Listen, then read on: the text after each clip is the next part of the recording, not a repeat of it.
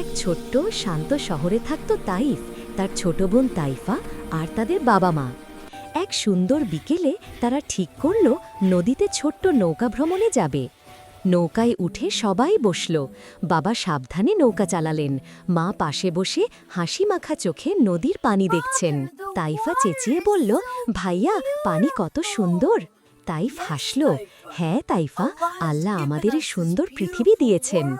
নৌকা মাঝ নদীতে পৌঁছালে বাবা সকলের হাতে হাত ধরে দোয়া শুরু করলেন, হে আল্লাহ, আমাদের এই পরিবারের ওপর আপনার বরকত বর্ষিত করুন, আমাদের সুস্থ রাখুন, ভালোবাসায় একত্র রাখুন। মল্লিনা। সবাই চুপচাপ দোয়ায় মনোযোগ দিল। নৌকা ধীরে ধীরে হালকা দুলতে লাগল।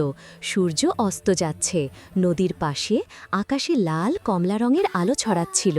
তাইফা বলল, ভাইয়া, আল্লাহ আমাদের কথা শুনছেন? তাইফ হেসে বলল, হ্যাঁ তাইফা, আল্লাহ সব সময় আমাদের দোয়া শোনেন। নৌকা ভ্রমণ শেষে তারা হাসি মুখে ঘরে ফিরল।